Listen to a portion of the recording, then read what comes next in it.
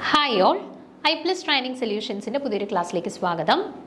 In this class, we will discuss the spectroscopy basic site. We different types of spectroscopic techniques. Rotational spectroscopy, vibrational spectroscopy, NMR spectroscopy, ESR spectroscopy, MOS-bar spectroscopy, Raman spectroscopy.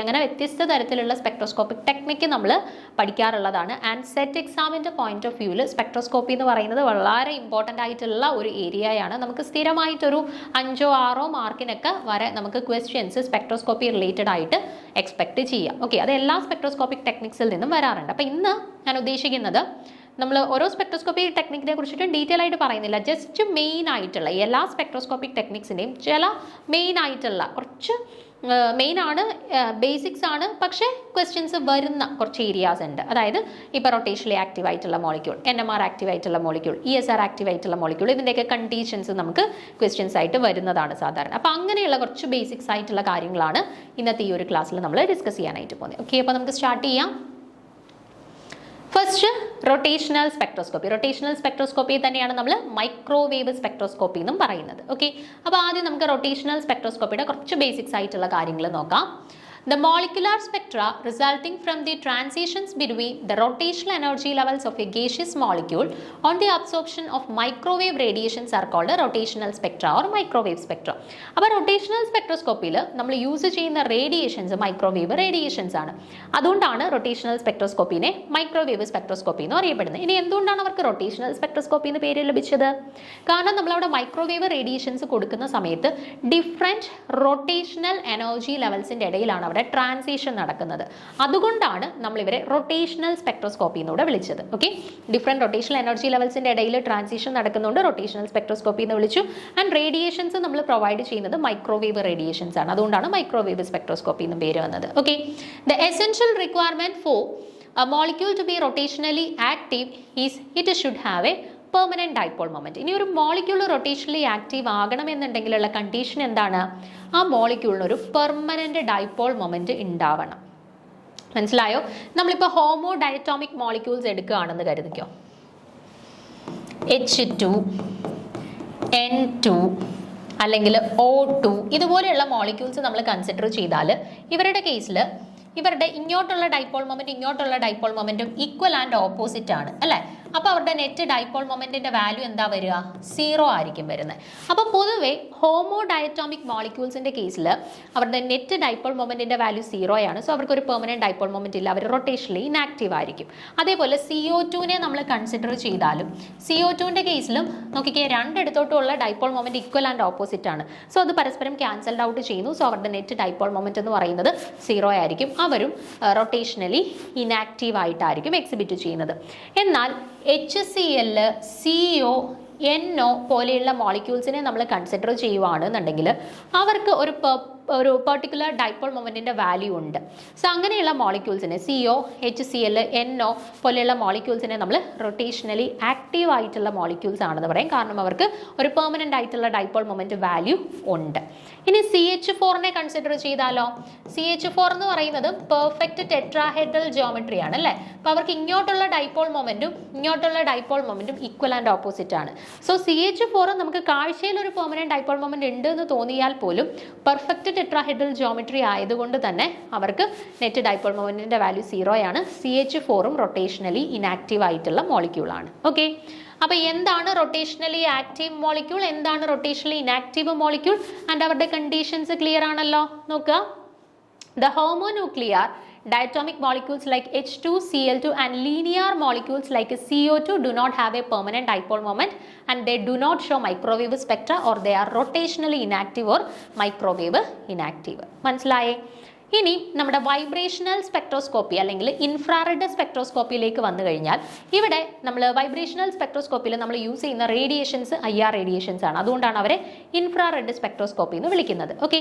And ഇനി ഇവിടെ transitions നടക്കുന്നത് different vibrational energy ലെവൽസിൻ്റെ ഇടയിലാണ് microwave radiations ലഭിക്കുമ്പോൾ ഇവിടെ transitions നടക്കുന്നത് okay microwave അല്ല IR radiations ലഭിക്കുമ്പോൾ transitions നടക്കുന്നത് അതുകൊണ്ടാണ് ഇതിനെ വൈബ്രേഷണൽ സ്പെക്ട്രോസ്കോപ്പി എന്ന് വിളിച്ചത് കേട്ടോ ഡിഫറെൻറ്റ് വൈബ്രേഷണൽ എനർജി ലെവൽസിന്റെ ഇടയിൽ ട്രാൻസിഷൻ നടക്കുന്നതുകൊണ്ടാണ് വൈബ്രേഷണൽ സ്പെക്ട്രോസ്കോപ്പി എന്നുള്ള പേര് ലഭിച്ചത് okay These spectra are shown by molecules when their vibrational motion is accompanied by change in dipole moment of the molecule. ഇനി ഇവരുടെ കണ്ടീഷൻ എന്താണ്? ഒരു മോളിക്യൂള് വൈബ്രേഷണലി ആക്റ്റീവ് ആകാൻ അല്ലെന്നുണ്ടെങ്കിൽ IR ആക്റ്റീവ് ആകാനുള്ള കണ്ടീഷൻ എന്താണ്?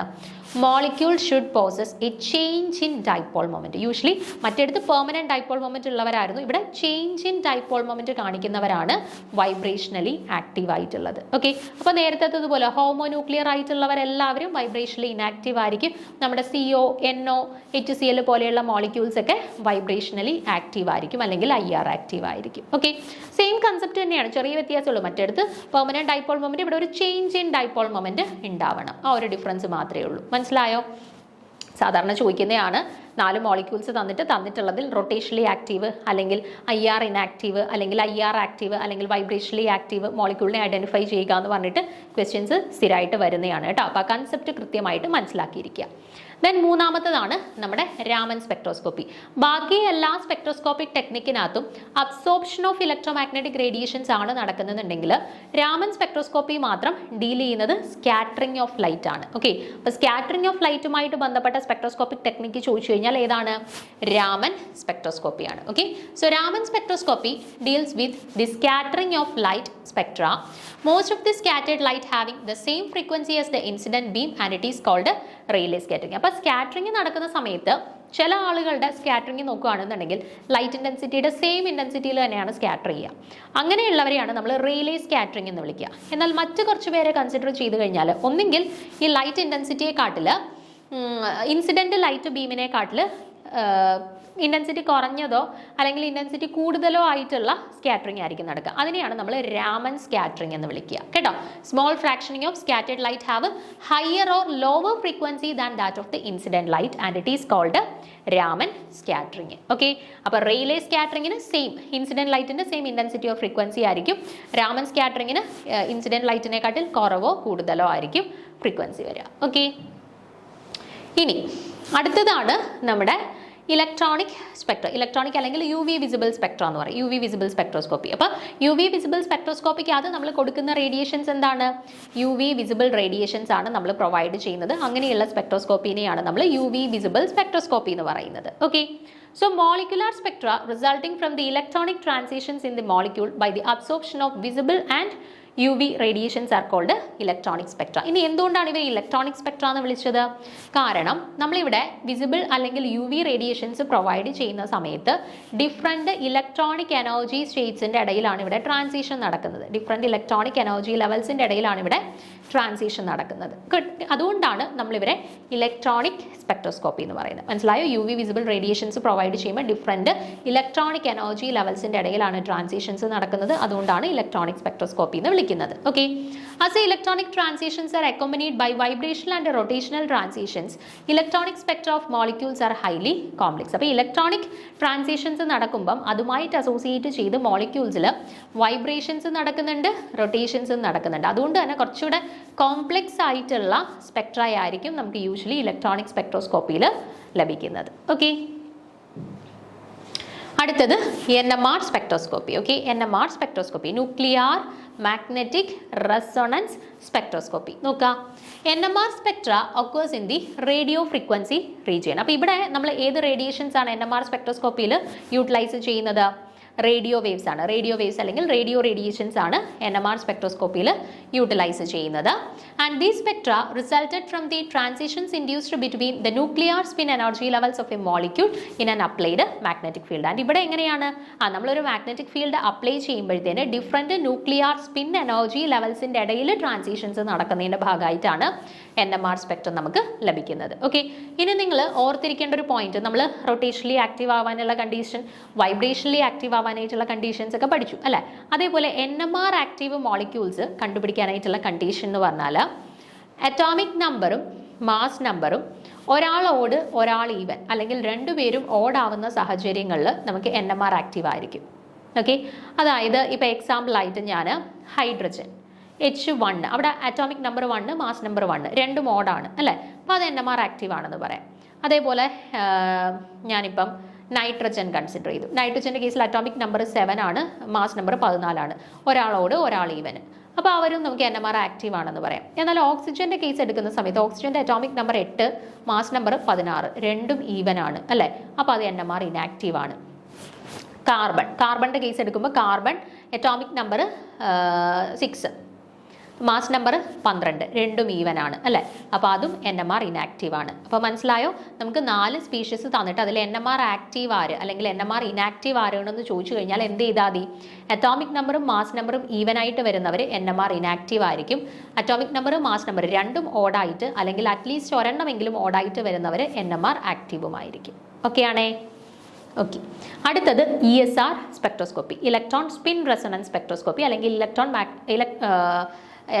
Electron paramagnetic resonance spectroscopy. ESR എന്ന് പറയും അല്ലെങ്കിൽ EPR എന്ന് പറയും കേട്ടോ. ഇലക്ട്രോൺ സ്പിൻ റെസൊണൻസ് അല്ലെങ്കിൽ ഇലക്ട്രോൺ പാരാമാഗ്നറ്റിക് റെസൊണൻസ് സ്പെക്ട്രോസ്കോപ്പി എന്ന് പറയും. Okay. So these arises from the transitions induced between the electron spin energy levels of a molecule in an applied magnetic field. അപ്പോൾ ഇവിടെയും എങ്ങനെയാണ് നമുക്ക് സ്പെക്ട്രം ലഭിക്കുന്നത്? നമ്മളൊരു മാഗ്നറ്റിക് ഫീൽഡ് ഇൻഡ്യൂസ് ചെയ്യുന്ന സമയത്ത് ഡിഫറെൻറ്റ് ഇലക്ട്രോൺ സ്പിൻ എനർജി, മറ്റടുത്ത് ന്യൂക്ലിയർ സ്പിൻ എനർജി ലെവൽസിൻ്റെ ഇടയിലുള്ള ട്രാൻസിഷൻ കാരണമായിരുന്നു NMR സ്പെക്ട്രം. ഇവിടെ ഇലക്ട്രോൺ സ്പിൻ എനർജി ലെവൽസിൻ്റെ ഇടയിലുള്ള ട്രാൻസിഷൻസിൻ്റെ ഫലമായിട്ടാണ് ESR സ്പെക്ട്രം ലഭിക്കുന്നത്. Okay. These spectra are shown by systems containing unpaired electrons like free radicals or the species which shows paramagnetic behavior. അപ്പോൾ ESR സ്പെക്ട്രം ഒരു മോളിക്യൂള് ESR സ്പെക്ട്രം തരുന്നതിൻ്റെ കണ്ടീഷൻ എന്ന് പറഞ്ഞാൽ എന്താണ്? ആ മോളിക്യൂളിനകത്ത് അൺപെയർഡ് ആയിട്ടുള്ള ഇലക്ട്രോൺ ഉണ്ടാവണം. ഇപ്പം അൺപെയർഡ് ആയിട്ടുള്ള ഇലക്ട്രോൺ ഉണ്ടാവണം എന്ന് പറഞ്ഞാൽ ഇപ്പം പാരാമാഗ്നറ്റിക് സ്പീഷീസിൽ എന്തുണ്ട്? എല്ലാം പെയർഡ് അല്ല, അൺപെയർഡ് ആയിട്ടുള്ള ഇലക്ട്രോൺസ് ഉണ്ട്. So paramagnetic species ESR active ആണ്. ഓക്കെ. അതേപോലെ ഫ്രീ റാഡിക്കൽസിൻ്റെ കേസിൽ ഓഡ് ഇലക്ട്രോൺസ് ഉണ്ട് അല്ലെ? അൺപെയർഡ് ആയിട്ടുള്ള ഇലക്ട്രോൺസ് ഉണ്ട്. So free radicals ESR active ആണ്. അപ്പോൾ യൂഷ്വലി അൺപെയർഡ് ആയിട്ടുള്ള ഇലക്ട്രോൺസ് ഉള്ള സ്പീഷീസുകളാണ് ESR ആക്റ്റീവ് ആയിട്ടുള്ളത്. എല്ലാം കംപ്ലീറ്റ്ലി പെയർഡ് ആണ്, ഡയാമാഗ്നറ്റിക് സ്പീഷീസ് ആണെന്നുണ്ടെങ്കിൽ അത് ESR ഇനാക്റ്റീവ് ആയിരിക്കും അല്ലെങ്കിൽ EPR ഇനാക്റ്റീവ് ആയിരിക്കും. അതും ചോദിക്കാറുണ്ട്. 4 സ്പീഷീസ് തന്നിട്ട് ESR ആക്റ്റീവ് ഐഡന്റിഫൈ ചെയ്യുക അല്ലെങ്കിൽ ESR ഇനാക്റ്റീവ് ആയിട്ടുള്ളവരെ ഐഡന്റിഫൈ ചെയ്യുക. ഇങ്ങനെ നോക്കിയാൽ മതി. അൺപെയർഡ് ഇലക്ട്രോൺസ് എവിടെയുണ്ടോ അതായിരിക്കും ESR ആക്റ്റീവ്. എവിടെയാണോ അൺപെയർഡ് ഇലക്ട്രോൺസ് ഇല്ലാത്തത് അത് ESR ഇനാക്റ്റീവുമായിരിക്കും അല്ലെങ്കിൽ EPR ഇനാക്റ്റീവുമായിരിക്കും. ഓക്കെ. ഇനി ESR സ്പെക്ട്രോസ്കോപ്പിയിൽ നമ്മൾ യൂസ് ചെയ്യുന്ന റേഡിയേഷൻസ് ഏതാണ്? മൈക്രോവേവ് റേഡിയേഷൻസ് ആണ്. മൈക്രോവേവ് റീജിയനിലുള്ള ഇലക്ട്രോ മാഗ്നറ്റിക് റേഡിയേഷൻസിനെയാണ് നമ്മൾ ESR സ്പെക്ട്രോസ്കോപ്പിക്കകത്ത് യൂട്ടിലൈസ് ചെയ്യുന്നത്. ഓക്കെ.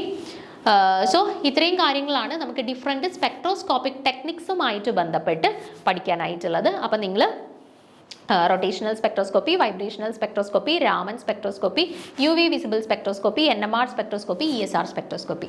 ഓരോ കേസിലും യൂസ് ചെയ്യുന്ന റേഡിയേഷൻസ് എന്താണ്, അവിടെ എന്താണ് നടക്കുന്നത്, എങ്ങനെയാണ് നമുക്ക് സ്പെക്ട്ര ലഭിക്കുന്നത്, ഏത് ടൈപ്പ് ഓഫ് മോളിക്യൂൾസ് ആണ് ഓരോ സ്പെക്ട്രോസ്കോപ്പിയിലും നമുക്ക് സ്പെക്ട്ര തരുന്നത്. അതായത് ഇപ്പോൾ NMR active, ESR active, rotationally active, vibrationally active molecules ഏതാണ്, ഇനാക്റ്റീവ് ആയിട്ടുള്ള മോളിക്യൂൾസ്, അതിൻ്റെ എല്ലാം കണ്ടീഷൻസ് കൃത്യമായിട്ട് പഠിച്ചിരിക്കുക. ഒരു ഷുവർ ക്വസ്റ്റ്യൻ, ഏതെങ്കിലും ഇതുപോലെ ആക്റ്റീവ് ആയിട്ടുള്ള അല്ലെങ്കിൽ ഇനാക്റ്റീവ് ആയിട്ടുള്ള മോളിക്യൂളിനെ കണ്ടെത്താനായിട്ടുള്ള ഒരു ഷുവർ ക്വസ്റ്റ്യൻ മിക്കവാറുമുള്ള എല്ലാ സെറ്റ് എക്സാംസിനും ചോദിക്കാറുള്ളതാണ്. അത് കൃത്യമായിട്ട് പഠിച്ചു വെക്കുക. ഓക്കെ, ഇനി ഇവിടെ നമ്മൾ ഓരോ ഡിഫറെൻറ്റ് ടൈപ്പ് ഓഫ് സ്പെക്ട്രോസ്കോപ്പിക് ടെക്നിക്സിലും യൂസ് ചെയ്യുന്ന കുറച്ച് റേഡിയേഷൻസ് ആണ് കൊടുത്തിട്ടുള്ളത്. അതും കൂടി ഒന്ന് നോക്കുക.